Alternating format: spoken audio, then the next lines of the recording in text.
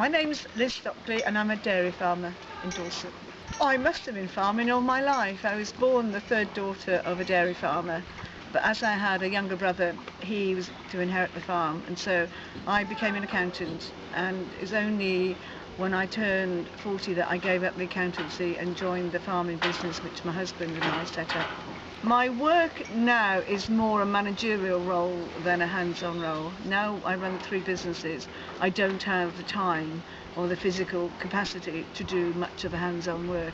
I don't get up very early. I probably start work at about 7 in the morning, and I travel around to the 3 dairies, making sure the staff know what they're doing and dealing with any problems. The hardest part of my role is managing staff.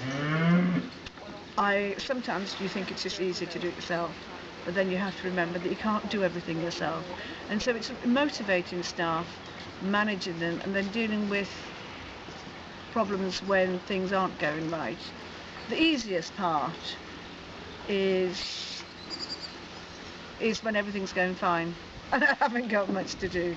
Yes, we've been close to giving up a few times, when sometimes it seems that the rewards you get aren't quite enough for the amount of money you've got invested or the time you put in. We have in total over the 3 units about 520 cows. In the peak of the summer, she will give between 18 and 24 litres a day, depending on the breed of the cow. When the cows come in, you first of all have to go down the row and you dip their teats with something that will disinfect and clean their teats, and then you wipe it off with a fresh paper towel for each cow to reduce any cross-infection from cow to cow. Then you put the unit on.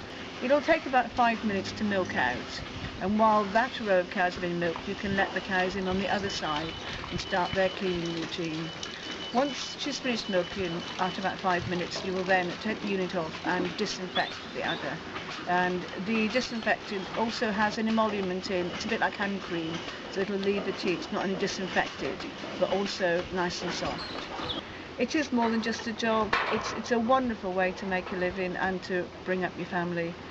But at the end of the day, it does have to make money like any job, because you have to remember we have about £750,000 invested in livestock alone, and that has to give a return on your capital invested, as well as giving you a return for your time.